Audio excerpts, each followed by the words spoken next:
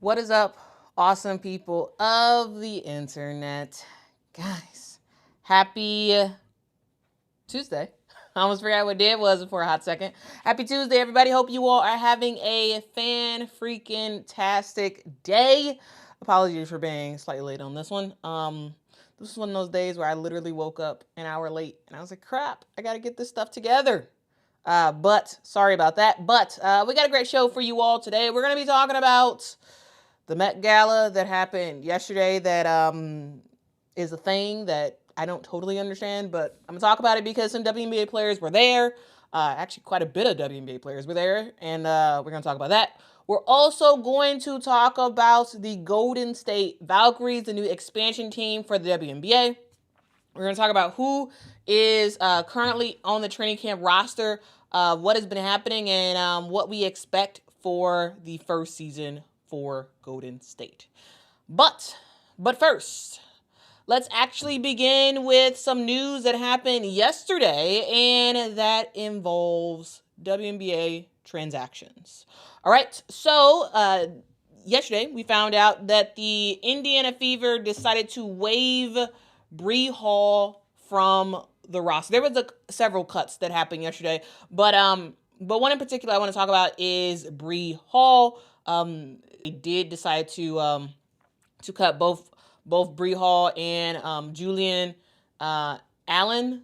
Now, Bree Hall was someone who was drafted number 20 in this year's WNBA draft. She is someone who spent her entire career at South Carolina, where she was kind of great at South Carolina as a defensive-minded player, right? What you did with a player like a Bree Hall is you put her on the best guard on the other team, right? That's the role she plays. She could occasionally knock down some shots, but for the most part, Bree Hall was a defensive player, right? This past season for South Carolina, she averaged 5.8 points a game, 2.3 rebounds a game, and shots around 40% from the field. She was not someone who you could have be like a knockdown three-point shooter, even though she can knock down three-point shots every now and then. She was not somebody who was just gonna like put it on the rim, like put it on the floor and get to the rim, though she could do that occasionally. This is one of the casualties that we have in the WNBA when it comes to really good defensive players who, from a team's perspective, does not have a gigantic offensive bag to get them a roster spot. Now, what I will say is that it is not over. Just like we saw the other day when Shyanne Sellers was waived and we were like, what in the world is happening? I don't get this at all. This makes no sense. And then eventually we saw yesterday that Shyanne Sellers is back. She got a team off of waivers. She's good. Now, do I think that Bree Hall will get picked up off of waivers like a Shyanne Sellers? No, I don't. I do think they're different players with different skill sets. Shyanne Sellers is a combo guard who can play the point, can play the shooting guard position. Also, she does have a deeper offensive bag. She does. Right? Defensively, no. Shyanne Sellers is not as good defensively as Bree Hall, in my opinion. Though Shyanne Sellers is a good defensive player as well. But Bree Hall, unfortunately, is a casualty of someone who just does not have enough of a offensive bag that she has shown in college consistently. And ultimately, it is what it is. She was brought on by the Indiana Fever. It was going to be an uphill battle anyway, because tomorrow we're going to talk about the Indiana Fever roster. But it was an uphill battle to even make this team, and not having someone who can just go crazy on the offensive end. I think that was ultimately the killer for Bree Hall. Now, Bree Hall is a talented player. She is. She's a talented player. She is someone who is really good Does she win? Does she get picked up off of waivers? No, I don't think so. But does she possibly come in mid-season during Eurobasket play? Like as players are going away for Eurobasket? Possibly, yeah. I could see her signing a 7-day, 10-day or whatever contract with a team during the year. I don't think she gets picked up and makes another roster at the start of the season. I don't think so. But I do see her possibly getting picked up as we head middle of the season of sorts, especially around that Eurobasket time. I could totally see her getting picked up for a team and making some stuff happen. So yeah, sure, it's a bummer. But it is what it is. This is a business. This is the WNBA. Only 12 players can make each team at a maximum. And, it is what it is. So best of luck to Bree Hall. I do ultimately think she will play in the WNBA this year. I do, but we'll see. We'll see what happens. Anyway, from that news to the news that I kind of briefly talked about, but I'm gonna talk about it more. And it is Shyanne Sellers. Okay, Shyanne Sellers. As we talked about before, she was waived by the Golden State Valkyries. I was like, what?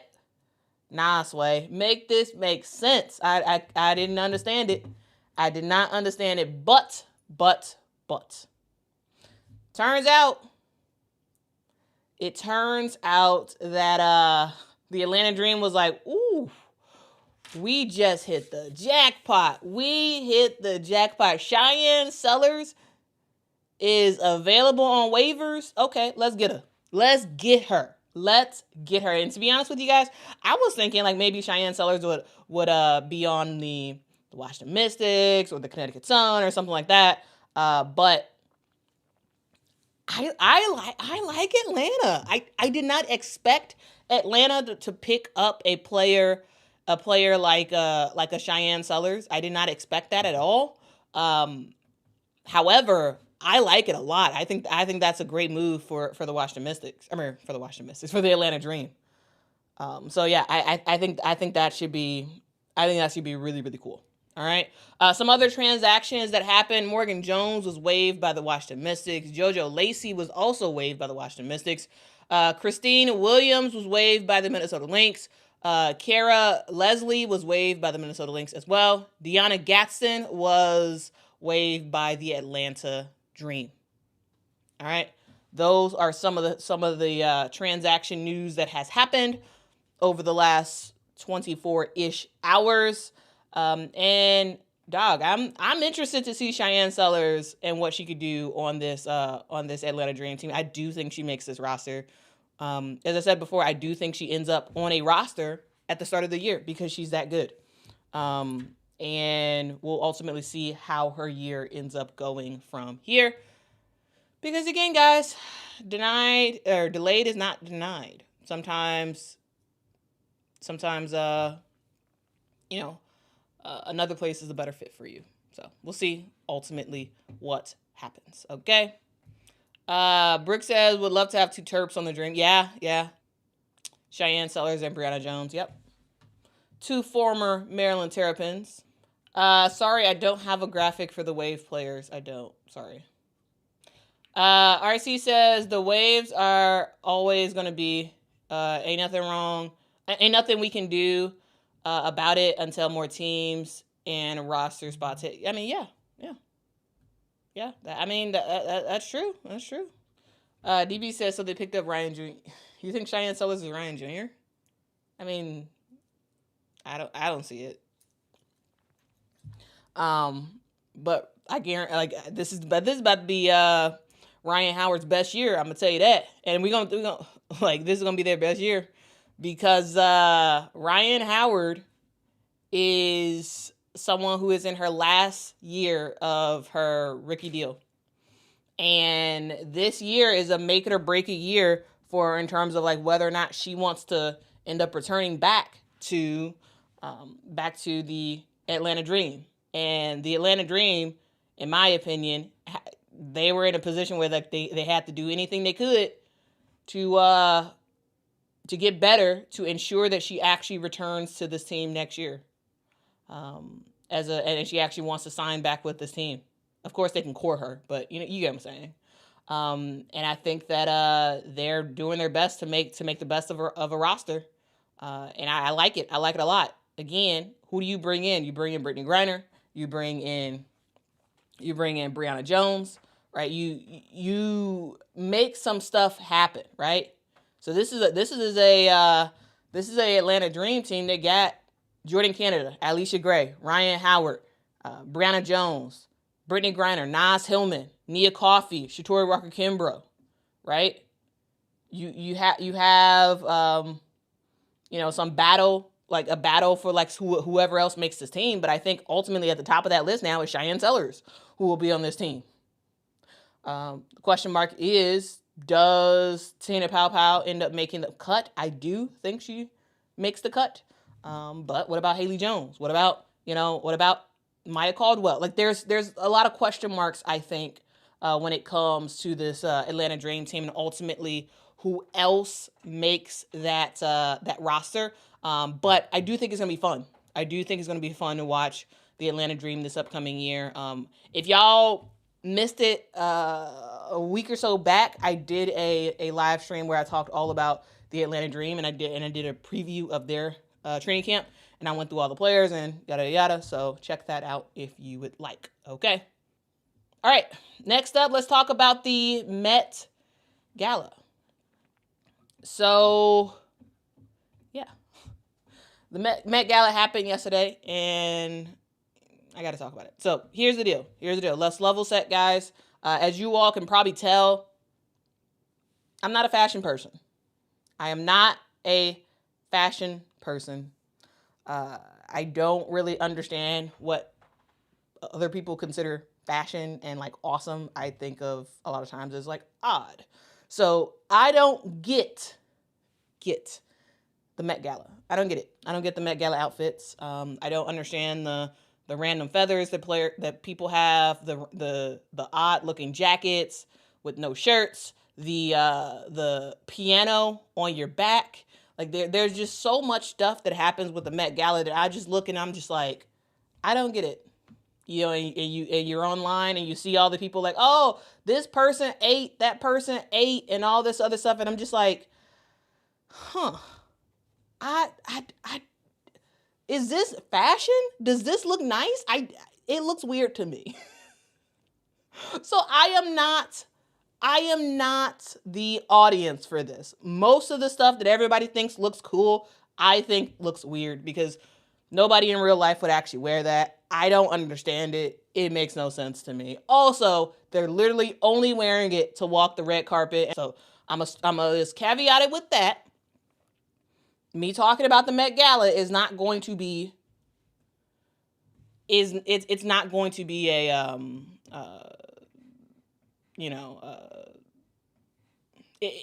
it's not going to be a fashion critique because I don't understand that stuff.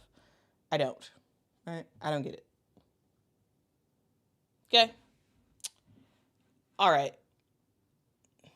So last night, the Met Gala was not just a time for me to be confused as to what people were wearing. The Met Gala. Actually, hold on. Let me do something real quick. Let me do something real quick. Okay. The Met Gala. The reason why I'm talking about it is because women's basketball players were there. But let's get to it. So, WNBA players showed up and they showed out. So let's talk about it. So before we actually get into what happened this year, this is brand new territory for WNBA players at the Met Gala. Like the Met Gala is like the who's who of celebrities, the who's who of fashion people, the who's who of whatever. Right? And athletes sure have a presence, but it's not a huge presence. And WNBA players definitely did not have a presence at all until 2023 when Brittany Griner was actually the first WNBA player to attend the Met Gala. Right? This was on the heels of her being released from Russian detainment, and she was there. And that was a big deal. That was a brand new thing that happened at the time where WNBA player was being represented. And we go from, in 2023, one WNBA player to now, this yesterday at the Met Gala, we had 4 WNBA players in attendance, plus 1 women's basketball college player. I think that's a big deal. And it just shows how, even more so, women's basketball players are doing more like culture type things, like going to the Met Gala, like just being visible in certain places. Now, is this something that a women's basketball only channel should be talking about? Yes, I would argue so, because what I want to do is, in a sort of sense, like document the growth of women's basketball and document the influence of women's basketball. And I think that an appearance at the Met Gala, while random, while it has not much to do with women's basketball, I do think there's a connection there. I do think that it is something that we shouldn't spend a whole lot of time on, but we should briefly talk about, which is what I am trying to do. Okay, so yesterday we saw 5 players make an appearance at the Met Gala. The Met Gala's theme for 2025 was Superfine tailoring black style. That was the theme. And not only did we have 5 women's basketball players there, we also had a WNBA player actually serve on the host committee. Angel Reese was on the host committee for the Met Gala, which meant that she helped to plan the event. And she helped to, make some stuff happen. She was a big deal. Like, having a WNBA player, having them not just be there, but having a WNBA player be on the host committee, that's a big, big deal. So I had to talk about it, So, yeah, Angel showed up with this outfit on. Again, I'm not a fashion person, so I'm not gonna comment on the fashion stuff. Whatever. Anyway, this was what Stewie had on. I find it funny that like the theme was Superfine tailoring black style, and Stewie wore all white. And also she looks very retro, like retro vibes or whatever. Sabrina Ionescu, here is what she had as well. Jonquel Jones had some super, super tall hair that I thought was funny. But I liked it. It was very, very unique. I hope she had an easy time getting indoors, because she's also a very tall person. And that could be an issue. All right, and then we had Flau'jae Johnson as well. Okay, so those are the people. They were there. It's a thing. The New York Liberty was in full effect, which was kind of cool. The Liberty co-owner, Clara Wu Tsai, was there with them as well. And they rocked out. They rocked out. So again, this is all I am talking about when it comes to the Met Gala. Okay. All right. Can we? Okay. Some of y'all are absolutely childish and absolutely ridiculous in this chat. Like, truly. Like, I don't understand what your issue is. I really don't. And you have to stop being ridiculous. Okay? Just because a black person is there does not mean it's ghetto. Why? Why is the Met Gala ghetto? Like, come on, dude. Get real. Stop being dumb. Okay? Truly. I really don't understand. Why do you hop on something just to talk trash the entire, like,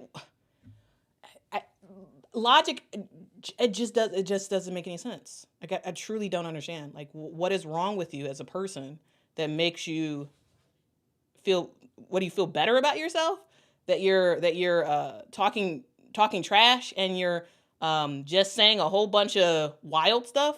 Why? Does it make you feel better? Like, are you okay? Like, seriously. Like, I don't understand. I don't understand it. Like, are you sad? Do you like truly, is something bad happening in your life? I feel like a lot of times when people do and say stuff that is like off the wall, there's a hole in your life. There's something missing that makes you feel better about yourself by saying certain things. Like, I don't understand. Like, I really don't. Are you okay? And this is not me, not being serious. I'm actually dead serious. Are you okay?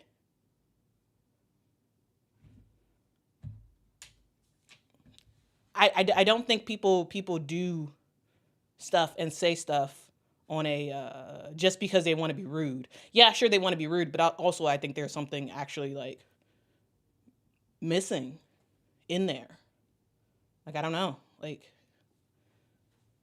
seriously. So this is not a channel where I'm gonna, blast people. This is not a channel where, that's supposed to, be a negative channel and whatnot. And so I for the most part, I try to ignore some of the wild comments. But, like, truly, I really do think there are some people who, like, there's something really going on with you. And I don't know. I really don't understand. I really don't understand. I really don't. Anyway, let's move on. Thank you so much, Douglas, for the super chat. Says, I don't get the fashion either. It looks like a lot of work. It does look a lot of work. For what? 2 minutes on a red carpet? Like, I don't understand it. I really don't understand. I really don't.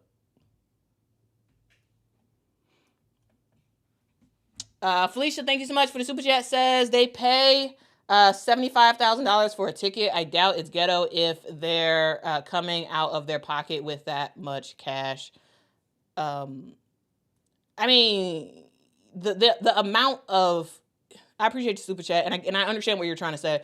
But like, overall, like, the amount of money that they paid is not, does not increase the level of the thing. Like, I just, but Felicia, I understand your point, and I understand what what you're saying, and I appreciate it. But yeah, even if they paid, I don't know, $500 for it, even if they paid nothing for it, just the sheer presence of people at a thing does not make it ghetto. Okay. I just, anyway, truly, I'll be praying for you all. Like, truly. That's not a joke. I'm actually dead serious. Okay. Banji says, I love it. Angel and Stewie were my favorite. Road 2 says, the Met Gala is a fundraiser and networking. Yeah, it's a thing. It is a thing. Peace Love Jen says, tailoring black style was more in reference to black dandyism / culture / fashion rather than a specific color black. Well, I appreciate you. Appreciate you for letting me know. I appreciate you. All right. All right. Let's move on. Let's talk about the Golden State Valkyries, okay? Let's talk about the Golden State Valkyries. The WNBA's newest franchise has no established starters. They have no established pecking order. They have no real history, and that's the point, is because they are an expansion team.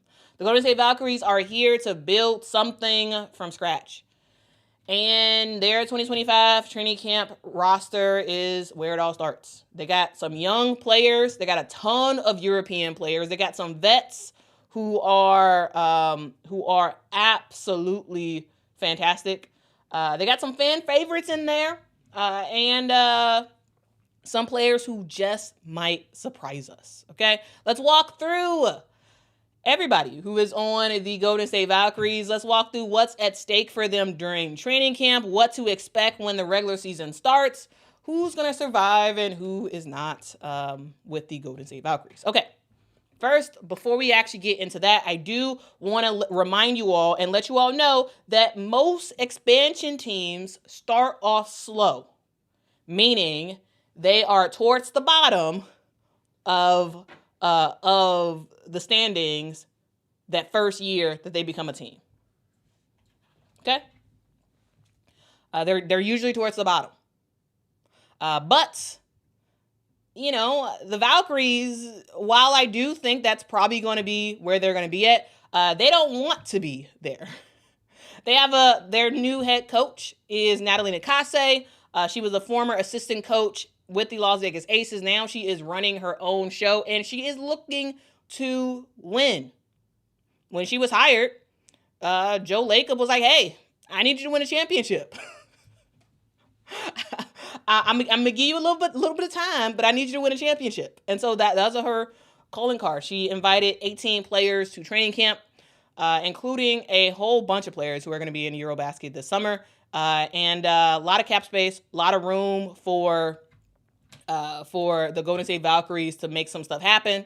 They got some flexibility. They got quite a bit of depth on their team, and they got a lot of room to experiment, to figure out what works. Because again, this is a brand new team, brand new roster, and we'll ultimately see who makes the final cut. But before we get into that, I do want to acknowledge a super chat. Thanks so much, Shay, for the super chat. Says, Quita, you are displaying what Hayes said. You are a genuinely kind person with great content. The Chicago Sky Central crews would have cursed them out. Yeah. They probably would have. Hayes would have went wild on that person. But like, yeah, that's not me. That's not what I do. But yeah, I appreciate people for rocking with me. And I heard his comments the other day, and I was very flattered. Thank you so much for that support. But again, like, yeah, yes, that person would have got cursed out by Hayes probably, most likely. But that's not what I do. Like I don't curse. That's just I don't do that. The way I engage and the way I do stuff is meant to represent like who I am as a person and like why I do the things that I do, so yeah, like anyway, but I appreciate it. Yeah, I mean,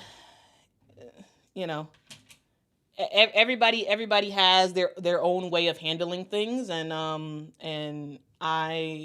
the way I handle things is I try to think about like what would be the right thing for me to do, for the right thing for me to say, and do I always say and do the right thing? No, I don't. Like I got a lot of issues, guys. I do. But every day I strive to be the person that God has called me to be, and I try to do that on this channel. Do I always succeed? Probably not. Do I sometimes get very annoyed and say some things I shouldn't have said? Yes. But at the end of the day, like this is a life that I'm called to being a light. And do I always do that? No. I try my best. I try. But yeah. But yeah, anyway.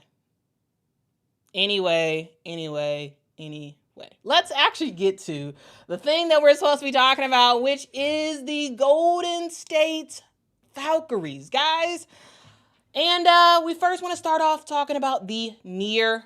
Actually, hold on. Sorry, we got 2 more super chats. GDM, thank you so much for the super chat. Says Kate Martin is guaranteed to make it no matter what. Yeah, I agree. Yeah, I think she's making it. I think for sure she's making it. Yeah. Yep. Rusty Road, thank you so much for the super sticker. It is a pair character bowing down saying thank you. Well, no, I appreciate it. I appreciate your support. I thank you. And thank you so much, LL Cool Nay. Again, I love your name. It's a great name. LL Cool Nay, thanks so much, says, this is my favorite channel for basketball because it's not biased and toxic. Thank you for that. Well, thank you for your support. Thank you for rocking with the awesome people of the internet, because that is what we are. We are awesome people who love women's basketball and want to share it with the entire world. That's what we want to do here, okay? That is what we want to do. All right. Let's go to who I consider the near locks for this team. The players in bold are the players who are actually locks. These are players who are on guaranteed contracts. But this is the near locks list, right? We got Tiffany Hayes, we got Kayla Thornton, we got Monique Billings, we got Timmy Fagbenle, and Stephanie Talbot. I'll have the other names on the other screens, but let's just walk through this real quick, okay? Let's walk through this. First, Tiffany Hayes. Tiffany Hayes made the most sense because Tiffany Hayes, fun fact, Tiffany Hayes, she retired from the WNBA, but she's still here. And I love the story. I covered it before when she first retired. She said that she was on a podcast. I forgot the name of the podcast, but it was a great podcast episode where she was talking about her fashion, and she was talking about her businesses. She was talking about a whole bunch of stuff. But she dropped the hammer and news that she was retiring from the WNBA and she was only going to play overseas basketball. She was like, I'm kind of done with playing year round. I am going to retire from the WNBA. And it was like, whoa, breaking news. That was a huge surprise because we all knew how good Tiffany Hayes is. And Tiffany Hayes is not an old player. She's not old. When we talk about Tiffany Hayes, we're not talking about someone who's like, 37, 38 years old. Tiffany Hayes is 35. She still has more years to come. And so when she made the decision to retire, I was surprised. And then during the WNBA season this past year, the Las Vegas Aces, they needed somebody. They needed somebody to like join their squad. They were like, Becky Hammond was like, hey man, we need somebody. And so who do you call? You call Tiffany Hayes.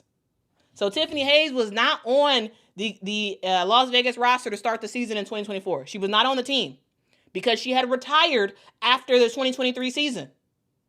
And she was just going to kick back, relax, and have a good time watching the WNBA season as a fan.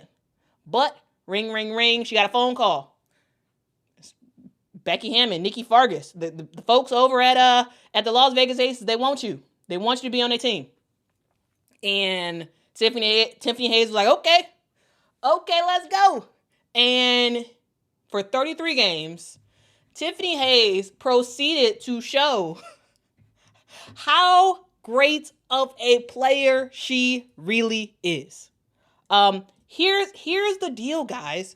Tiffany Hayes is one of those players who was a absolute spark plug, right? She was absolutely a spark plug for this Golden State or for this Las Vegas Aces team. Again, remember, she was not on this team to start 2024 for the WNBA. But yet, she played so well, she won the 6th Woman of the Year award last season. Again, she wasn't on the team to start the year. Wild. She averaged 9.5 points a game coming off the bench for the Las Vegas Aces. She shot 50% from the field, 40% from the three. Tiffany Hayes was fantastic last year. Fantastic. And to think she had retired just months earlier. And then, instead of going overseas, which she was going to do, she decided to play in Unrivaled, and it looks like Tiffany Hayes is back. She's not going back overseas. She about to hang out because Unrivaled was a great bag for her, right? And we'll see how things continue to go. But I just wanted to give that. I'm not going to talk this long about every player. I wanted to talk specifically about Tiffany Hayes because I think Tiffany Hayes really is the number one player for this team, right? This team does not have a star. They don't. Tiffany Hayes is basically as close as you can get to that. She is a walking bucket. Last year, she was an Energizer bunny off the bench for the Las Vegas Aces. She will be starting this year for the Golden State Valkyries. And I'm excited to watch her play. I really am. I really am excited to watch her play. And Natalie Nakase, she knows all that Tiffany Hayes has to offer, right? She was an assistant coach with the Las Vegas Aces last year. So she knows firsthand the impact that Tiffany Hayes can bring both on and off the court. She's an unselfish player. She is someone who has an extremely high basketball IQ. She can score wherever. Again, 50% from the field, 40% from the three. She can do a little bit of everything. And also, don't forget she has that UConn blood in her as well. So yeah, that's a big deal. Big deal with the Golden State Valkyries picking up a player like a Tiffany Hayes. Okay. Next up, again, I'm not going to talk about these players with that great of a detail. Also, she's 5'10" guard. 5'10" guard. All right. Let's continue on. We have Kayla Thornton. Kayla Thornton is a 6'1" forward. Last season she played for the New York Liberty. Now she is with the Golden State Valkyries. Kayla Thornton is fantastic. Y'all, I have been a fan of Kayla Thornton for a while now, and the reason why is because Kayla Thornton is a Swiss Army knife. There were a lot of times last year where the New York Liberty would just be like, hey, put out Kayla Thornton. Have Kayla Thornton hang out in that corner 3-point area and knock down 3-point shots. Defensively, Kayla Thornton was also a very elite defender as well. She primarily came off the bench for the New York Liberty last season. I do anticipate that she's probably going to start this year. She is someone who can knock down threes, about a 35% 3-point shooter. Also, she's someone who can play defense. She is someone who can just make an impact all around. Last year for the Liberty, she averaged 5.5 points a game, though I have no doubts that this year she will be averaging at least 10 plus points a game for Kayla Thornton. Okay. And this is her 9th year in the WNBA. All right. Next up for those lock players. Also, Kayla Thornton, Monique Billings, and Stephanie Talbot are on guaranteed contracts. Okay. That's something to know. All right. Next up, we have Monique Billings. And for some reason, when I think about Monique Billings, for some reason, I always want to be like Chauncey Billups because it's Billings. Anyway, that's kind of lame. But we do have Monique Billings. She did play for the Dallas Wings last season. She's a 6'4" forward from UCLA. That's in her 7th year in the WNBA. She played for both Dallas and Phoenix last year. Because remember, she was one of those. Anyway, she played for 2 teams last year. Started off, I believe, with Dallas and then finished off with Phoenix. This is someone who can do a little bit of everything. Again, sort of like a Swiss Army knife type of player. She is someone who, can get buckets in spurts. There were several games, even just last year, that we saw Monique Billings where she was kind of dominating, you know? And I like her a lot. I think she has a lot of talent. And she's going to be a really huge key player for this team. Now, does she start?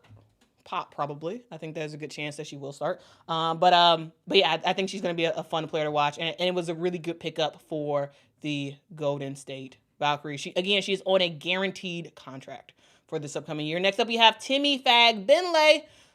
Timmy Fagbenle, y'all may remember her from the Indiana Fever last year. Now, this is another player who was a hugely impactful player, primarily off the bench for the Indiana Fever. This is someone who can run the floor. She has energy for days. Now she did deal with some injuries last year, but a healthy Timmy Fagbenle can get you some points, right? She's 6'4", so she does have height. She's at that power forward area. And last year she averaged 6.4 points a game, 4.7 points a game. She is very, very good. Okay, yeah. Is going to be a big key piece for this team going forward. A thing to remember is, like a lot of these players on this team, Eurobasket is going to do a lot. It's going to change a whole bunch of stuff. Okay, Eurobasket is going to change a lot because Timmy Fagbenle is likely going to be one of the players who will be on Team Great Britain for Eurobasket, which means that she will be missing time. So a lot of the players actually will likely be missing a lot of time with the Golden State Valkyries on this team, because this is a European team. The Golden State Valkyries is European through and through. That's what this team is. All right. But yeah, she may miss some time for Eurobasket, but yeah, huge pickup for her.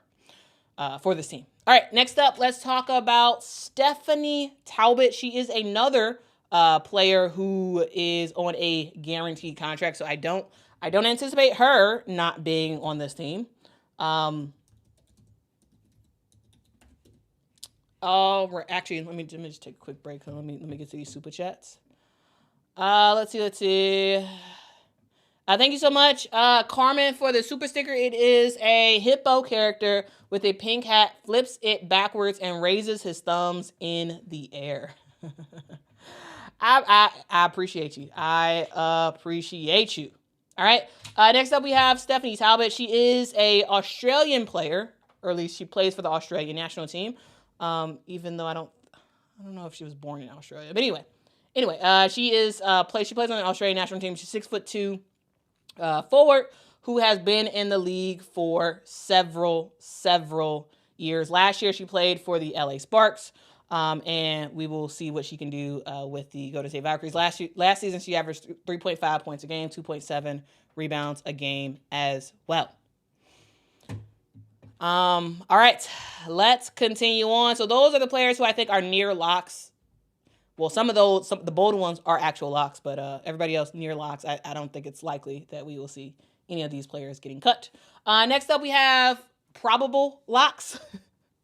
Similar, but slightly different. We're going to breeze through these because I am running out of time. We first have Kate Martin, which I don't think there's anything Kate Martin that can do to get cut off this team. I think she is on this team because, one, her head coach is very familiar with her, right? Kate Martin was on the Las Vegas Aces last year, and surprise, surprise, her former assistant coach is now her head coach. So, there's a lot of familiarity there. Also, Kate Martin actually do have a lot of potential. She really does have a lot of potential as a player. And I would also say, from a marketing standpoint, it makes sense to keep a player like a Kate Martin because fans love her. Fans absolutely love Kate Martin. She's a fan favorite. And Natalie Nakase has already been singing her praises as a player, as someone who has a future on this team. And yeah, Kate Martin makes a whole lot of sense. Okay. All right. We also next up have if I didn't say this, Kate Martin is a 6-foot guard out of Iowa. Last year was with the Las Vegas Aces. All right, next up we have Cecilia Zandalicini, who, if y'all remember, last year Zandalicini was on the Minnesota Lynx. I was a huge fan of Zandalicini. Zandalicini is a 6'2" forward. This is someone who can score the basketball. Okay, she's tall. She has some size on her, which is absolutely great. Last year with the Minnesota Lynx, she averaged 4.6 points a game. But keep in mind that if needed, she can knock down some threes. This is why I think she's going to make this team. This is someone who last season shot 44% from the three. Again, 44% from the three. She didn't shoot them all the time, but like when she did, it was looking pretty. It was looking kind of pretty. I'm just saying. She is someone who can absolutely score. Another player who, there's a talk about Eurobasket as a thing, and Eurobasket is just something that is going to be talked about quite a bit when it comes to this Golden State Valkyries team, because another player who likely will be out, possibly for Eurobasket play. Quintus says Kate Martin is a baller and works hard at it. Don't kid yourself. She isn't just a marketing ploy. I'm not saying she's just a marketing ploy. I'm saying that is also a piece of it as well. Now, I first of all, yes, Kate Martin is a good player. We saw stretches of her, being good, like as a good player last year, right? Until the Aces players got healthy, and then, as usual, Becky Hammon was like, "Go to the bench." we relying on all veterans, but I think Kate Martin does have a lot of potential as a WNBA player. But what I'm saying is, I think she would make the team regardless. But what makes her a probable lock is also the marketing piece. It's not solely that, because I actually don't believe a team would solely put a player on a team just for marketing reasons. I don't believe that. She is a good player, but that extra marketing stuff does actually help. I'm just saying. Okay. Anyway, we got Zandalicini. We next up have Julie Van Loo, or Julie Van Loo. She's a 5'8" guard from Belgium, and again, Eurobasket. Again, I'm just saying that is a thing. Last year, Julie Van Loo, or Julie Van Loo, was on the Washington Mystics. I thought she was really great. I thought she was really, really great with the Washington Mystics last year. That was her first year in the W. She is one of those young players, or young older players, meaning last year was her first year in the league, and last year she was 31 years old. So now she's 32, her second year in the WNBA. Julie Van Loo. The reason I say that, because we were all calling her Julie Van Loo, and then it sounded like during the Olympics they were like, "Oh, it's Julie Van Loo." I think that's what they said. Anyway, she last season with the Washington Mystics, she averaged 7.4 points a game, 4.3 assists per game. This is someone who can score in bunches, and someone who does a pretty good job facilitating for her team. Now, I do think that she's a pretty good lock, okay? She is a pretty good lock. I got to read this. This is a great comment.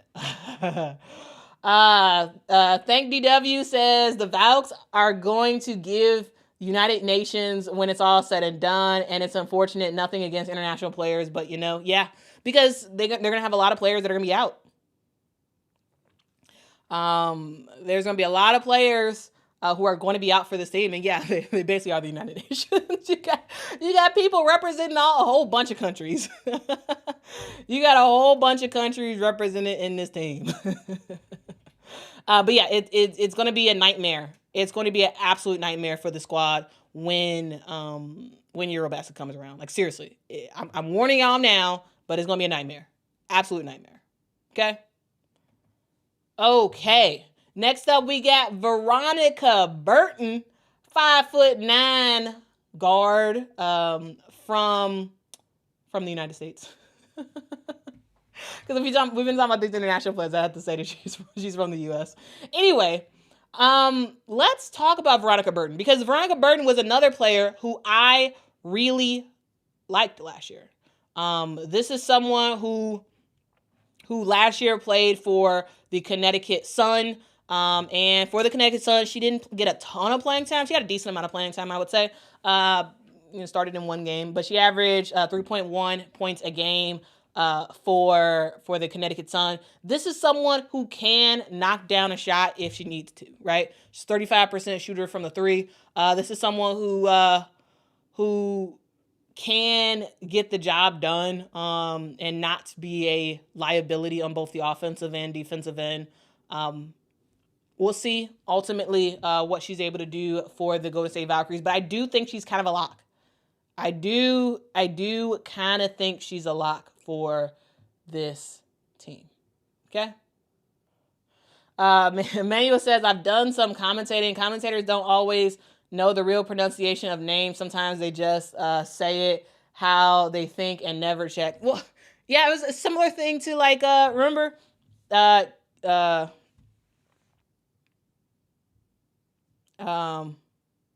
It's like Kiki Iriafen.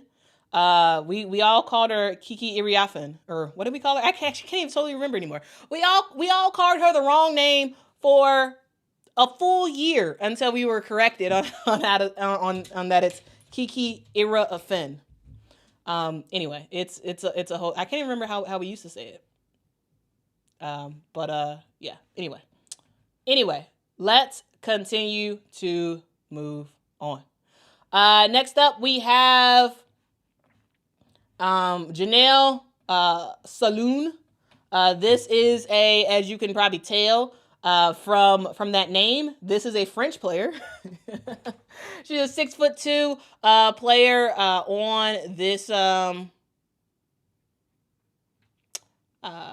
team, and the reason why I think she's going to be a lock is because she's a walking bucket, guys.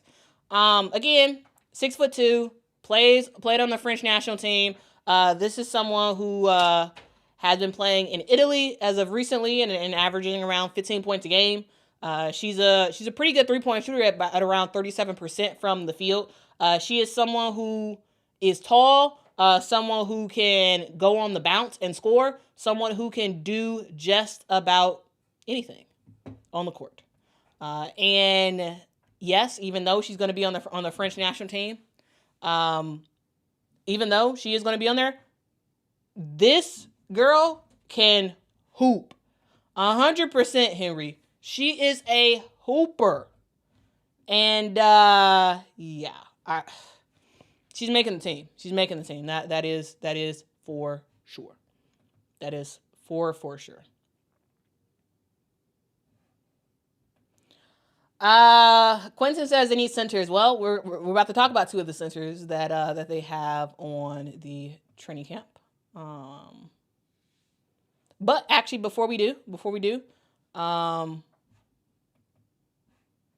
no, the graphic that I had for all the other players is gone. What happened to it? No. This is the thing, guys. Sometimes when I'm like, I spend all this time making the graphics, and then sometimes I forget to insert them, or I copy over. Oh no, I copied over them. Oh crap. Darn. Okay. Well, this is terrible. So I had a graphic that included everybody else on the Golden State Valkyries, but I copied over it, which was silly move on my part. So yeah, yeah. All right, well, let's just move on, I guess. Sorry. Anyway, let's go to the wave players. They have one wave player so far, and that is Shyanne Sellers. As we all talked about before, she is now with the Atlanta Dream. But yeah, that is a thing to note. All right. So I unfortunately, you guys, I deleted or I copied over the graphic that I had with all the other players on this team. So I'm just gonna verbally say them. All right, I'm going to verbally go through the rest of the players on this squad. We have Carla Leet. She is a 5'9" guard, again, from France. We also have Caitlin Chen. Caitlin Chen was previously with Princeton, then went to UConn this past season. And she is a 5'9" guard. She wasn't as impactful with UConn as she was at Princeton because, again, at Princeton, she was the top dog. At UConn, she was one of many bigger top dogs. And you know, I think it's going to be a hard chance for her to make this roster, though I do think possibly she may end up making this roster. All right, she may end up making this roster. Next up, we have Letitia Amihere. Amihere was previously on South Carolina. She plays for the Canadian national team. This is someone who was someone who's with the Atlanta Dream this past, in the past. She's a 6'3" forward.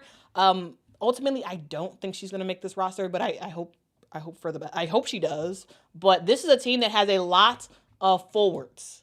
Okay? And so I think it may just end up being that there's just not enough spot. Not enough space, I should say. Next up, we have Minga Touré, another French player. Again, this is something that is a consistent thing. She is a 6-foot guard for the Valkyries. And, does she make this roster? I think it's going to be, I don't think so, but we'll see. We'll see what happens. Now, finally, let's talk about the centers for this team. I think there are two centers on the squad, two real traditional centers. We got Kara Linskens. She is a 6'4" center. And Linskens, again, another European player from Belgium. Likely will be on the Belgium national team for Eurobasket. That is something that I keep mentioning because it's going to be a problem for the Golden State Valkyries, depending on how many players they allow to be on this team from Europe. Okay? Next up, we have Alyssa Cunane, who may end up making this roster just from the sheer fact that that she's a center and she's not European. I think that's that's a positive in her hat. That is a huge positive. She's a 6'5" center previously from NC State. All right. Next up, we got I already talked about Julie Van Loo. Let's talk about Chloe Bibby. Chloe Bibby is another player. She is not European. She is Australian. She's a 6'2" forward. And I don't know. I don't know ultimately if she makes it or not. Okay. Ron says, prediction, this team will not win during Eurobasket. Yeah, I think you're right. I think you're right. I think you are spot on there. Okay. Anyway, I got a couple questions for this Golden State Valkyries team. As we head into this season, there's some stuff that I just I'm curious about. I am very, very much curious about. And one of those questions I have is, who is going to be the starting point guard for this team? Who is it going to be? Is it Julie Van Loo or Lou? Is it Veronica Burton? Who's the starting point guard? Both, I think, have a case.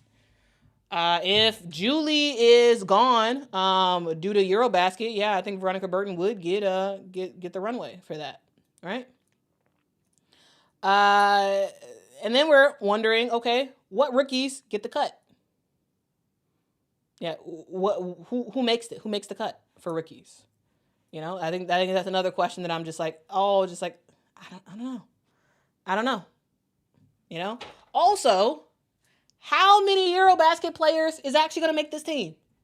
To me, out of all the questions, That is the biggest question they have, because if we look at the training camp roster for this squad, look at the training camp roster. We got Julie from Belgium, Kara from Belgium, Minga from France. We got Cecilia Zanellasini from Italy. We got Janelle Saloon from France. We got Timmy Fag-Benley from Great Britain. And yeah, so six players. 6 players potentially maybe playing a Eurobasket.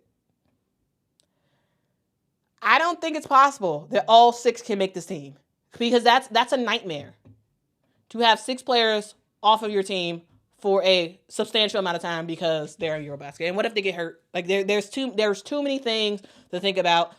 So yeah, I don't think all 6 are gonna make it. They can't. Like feasibly, I don't know how you run this team if they do. And so the question is, how many players ultimately make it? It's not gonna be 6. Is it gonna be 3 or 4? You know, what are we gonna do? Also, another question, a question that we have this year is, can Kate Martin take on a bigger role? Like, you know, I don't think she's a starter on this team at all, but will she be sort of like that 6-man type of player? Will she play a bigger role? Let's see. You know, that's a thing. Also, a huge question that I have is, what is this team going to do? Is it a win now or build for the future? I think what they are saying, or by their actions and by who they have on their roster, I think they're saying this is a build for the future team. I ultimately think that this team wants to get Juju Watkins on their squad, which means they have to not be very good for the next year or so. Okay? But by hearing some of the stuff that Natalie Nakase has been saying, it seems like she really wants to win. It's like win or die to a certain extent for her. And it's making me be like, okay, well, Is that your thing? I'm just saying, you know. That's some of the questions as we head into this year that I'm very curious about. All right, next up, strengths and weaknesses. We got to breeze through this because, oh my goodness, I got like 3 minutes before I have to go for work. Luckily, I'm working from home today, so I don't have to leave to go anywhere. If I had to leave, I'd have been gone an hour ago. Anyway, strengths and weaknesses. The strengths that this team has is you got some veteran toughness on this team. You have some veteran toughness, which is, I would say, pretty nice. It's a pretty nice thing to have. You have, a player, Tiffany Hayes. You got Monique Billings. You got Kayla Thornton. Or you have some really good players on your team that are veterans who know how the WNBA works and knows how to make stuff happen. You also have a lot of European talent, a lot of EuroLeague talent, a lot. And there's a lot of ballers in Europe that's doing their thing, right? Which is great. That's great. A lot of potential there. But let's go through some weaknesses. This is a team that has no real star. Like, yes, you have some talent on your team, but like you don't have a star. And this is a squad that seems to be fine with not having a face of the team to start. But that's kind of in terms of a fan perspective, it's kind of a little bit of a weakness of sorts. You do have some talented players, but you don't have a star on your team. There's also just a lot of roster uncertainty with Eurobasket. I keep talking about it because it's a thing. This affects Golden State, in my opinion, more than any other team in the WNBA. Eurobasket. All right? It affects it. Because you're going to be screwed when they all go overseas. You're going to be screwed. Right? And this is also a team that does not have a offensive hierarchy. Now, is that a strength? It could be at times, but also I do think it's kind of a weakness of sorts because it's going to be just full experimentation for really, I don't want to say that the 25% of the season. It's going to be all experimentation. Like the first month or so, experimentation because you don't know. And while that could be beneficial, I also think it could wind up being more of a con, more of a weakness. So, who do I think is going to make the roster? Well, I have a lot of question marks. Okay, but here are the people who I think might be guaranteed to make the roster: Veronica Burton, Tiffany Hayes, Kayla Thornton, Monique Billings, Timmy Fagbenle, Kate Martin, Julie Van Loo, Janelle Saloon, Carla Leet, Cecilia Zandalicini, and I got two huge question marks. I got two huge question marks because I just don't know who will be those other players. One, it would behoove you to get a center. What center are you going to get? You got two centers on your team. You're going to get Linskins. You're going to get Kunane. Who are you going to get? And do you even need a traditional center? Or are you going to be one of those like smaller, more nimbler, more faster teams? Like, the reason why those last two are question marks is because I don't know where Natalie Nakasi goes with this squad. I don't know. I'm not really sure. So the names that are written are the people who I think are locks kind of to be on the final roster, but those other two, I don't know. Do you go and get a center? Or do you add a center on your team? You got two in training camp. Do you add more, another European? Like, there's just some question marks. Do you pick up another rookie? There's just some overall question marks on this team. I don't know. So I didn't feel comfortable with putting out 12 players because I only really, I feel like I know 10 who will be on this team. The other two, it's a bunch of question marks. It's a bunch of question marks, guys. All right. So, yeah. That's what I got, guys. That is what I have. That is my look at the Golden State Valkyries. This is my look at that team. We'll see who actually ends up making the roster. Will I be right or wrong about some of these picks? This is a... Why do I keep doing this? This is a... Mr. President made me accidentally make my screen smaller. This is a guard-heavy team, right? And this is a team that, has a lot of question marks. So we'll see. We'll see what happens there. Anyway, that's the stream. Thank y'all so much for rocking with me. Mr. President wants me to be done, and I think he's right. I gotta go. But anyway, y'all have a great day. LL Cool Nay says almost a one time. So yeah, if y'all didn't see it, watch my video I posted yesterday around the new A1 shoes, and the all pink ones, they do drop. Well, I saw two things. One, I saw today, but I also saw like the 8th or something like that. But anyway, download the Nike app or whatever and buy it if you would like. I personally am waiting. I'm waiting until the 29th until I can get those black and red shoes. Okay? Or black and pink, I should say. These are the shoes I'm getting. Okay? These are the shoes I'm getting on May the 29th. But guys, if you all want to pick up the pink shoes, my graphic says May the 8th, but turns out it's actually today. But yeah, pick that up if you would like. And then let me know how you like the shoes. Again, I'm not buying them until the 29th. CF20 says, excellent show. Good morning, Mr. President. He doesn't want you to be late. Yeah, he doesn't. He doesn't want me to be late. And, I literally started in 4 minutes. All right, guys, I gotta go sit down and start working. Guys, I'll see y'all in the next one. Thank you so much for joining. Hit that like, hit that subscribe. Tell a neighbor, tell a friend that Quita Loves Sports is on the internet every single day talking about women's hoops. So make sure to tap in with me. I'll see y'all in the next one. Till next time, guys. Bye-bye.